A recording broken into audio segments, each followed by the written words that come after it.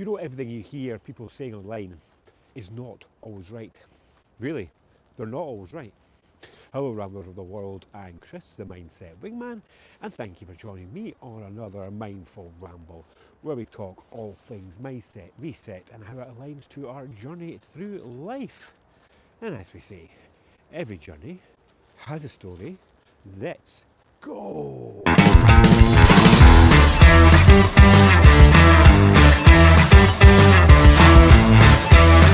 Today I'm out strolling through a beautiful wooded area and the sun is shining, which is a real treat for me to get out and do these videos in the blazing hot sunshine. Well, it's not exactly blazing hot. Now, when I turned 50, I know you might be shocked, I am 50, but when I did, I wrote down 50 lessons at 50, so 50 things that I'd learned over my life. And today I wanted to share two of those lessons. The first one goes back to what I was talking about earlier. And there was an experience I had just recently where I saw, I suppose it was an ad that came up online, and I was completely bought in by it. And I was just, because the way the person came across and they were so confident and what they were saying just sounded right to me. I just believed them straight away. Now I know that's their job, that's what they're trying to do, that's what marketing and advertising is all about. And obviously it was very good because I completely bought into it. But then I just suddenly had that moment where I just stopped and went, hang on a minute, Chris, how do you know that person's right? Just because they've portrayed it so well does not mean it's right, and especially does not mean it's right for me. So that's one of the big lessons that I took, and one of the ones that I wrote down was being very mindful that everything that you hear from people online, or even people you hear close to you, friends or family, what they're saying doesn't mean that they are factually right. And it doesn't mean that whatever process or technique they're talking about or something that they're sharing, that it's right for you. Yes, it might work for them. It doesn't mean it's going to work for you, just in their opinion. And it's just very careful to be mindful of that. And the only way to really work out is if you do see something or you hear somebody saying something that you think, oh, that's a good idea, that might work for me, is to go out there and actually test it. So whatever that means, buying it or giving that technique or tool a try and just see if it actually works for you and if it is right for you. So it's just being really careful as you go through life, and as you get older you do learn to do this, is to be incredibly aware that so many people out there have opinions on this, that and the next thing. That does not mean they're right, that is their opinion, and of course you will have your own opinion. But it's just be careful not to get bought in by it and then lead your life by what other people say. You've got to test it, try it out for yourself and see if it works for you and if it is right for you. And if it is, great, go ahead and use it. If it's going to improve your life, fantastic. But then of course you might test it and go, no, that's not right, that doesn't work, move on, I will try something else. So that's the first one. Just to something to keep locked away in your mindset toolkit.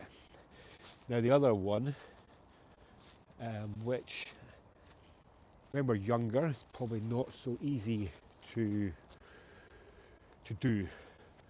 However, as we get older, it's really important to have the right people around you. And I'm talking about everybody that you come in contact with in your life. So it could be, work colleagues, it could be friends, I'm talking about family as well, talking about every single kind of person that you encounter in life. And it's so important, especially as you get older, especially as you start to reach the twilight years, I suppose you might call it, is to be really mindful about who you keep around you, who is your tribe. It's got to be people that you get on with, people who benefit you, people who are supportive, they are there to help you. I mean, you'll really find out who the right people for you are is if you go through a challenging time in life, you know, something that really affects you, your health, your mental health, whatever it might be, and they're there supporting you. You always know somebody that isn't right for you when you do start going through an incredibly challenging part of your life, and suddenly they disappear and they want nothing else to do with you. Those kind of people, that's the kind of people you need to remove from your life. So yeah, so it's finding the right people for you, the right people in your life, and it might be a small group, and that's not a problem. I think when we were younger, we definitely had larger groups of friends, but as you get older, it definitely does become smaller. That important, meaningful group of people that you keep around you. And I get it, it might not be easy, you know, especially when it talks about family and people you have responsibility for. But and there will be certain people that, of course, maybe you can't just remove, but you can spend time with them only when you really need to spend time with them. And hopefully that is just a small percentage of people we're talking about. And of course, you know, things like work colleagues as well. You can't just suddenly decide not to work with somebody, but at the same time, you don't have to spend a lot of time with them. You can just work with them when you have to, when it's materially important to do so. And the rest of the time, you can just keep them at arm's length. And you might think, you know, that's quite a harsh thing to say, but let me put it this way, and this is going to sound even harsher. When you're gone, okay, life over, are you going to care about these other people? No. So why should you waste your life, the time you have right now on this planet, with these kind of people, these naysayers, these negative people, these people who just don't seem, are incredibly unsupportive, is a better way of putting it. Constantly bringing you back down, constantly telling you to give up on stuff. These kind of people, these are the ones that you just need to somehow just find a way of removing them from your life, because it will just make your life so much more happier, so much more fulfilling when you're spending it with the right people, your right tribe. So there was 2 quick lessons from my 50 lessons at 50. If you'd be interested to read the rest of them, I've actually documented them into a wee ebook, and it's on my Stan store. So if you go into my description or my bio, you will see a link to my Stan store, and my 50 lessons at 50 ebook is there. It's free, doesn't cost anything, and it's just a whole lot of things that I've learned over my 50 years on this planet, and I hope you can take 1 or 2 golden nuggets from it. But yeah, just click on that link and you will see it there. But that is today's quick video, 50 lessons at 50. First one being, you know, not everything you hear and everything you hear people say is right. Yes, you can take it on board, but it's really important that you do your research and decide whether or not actually it is right, and especially more importantly, is it right for you?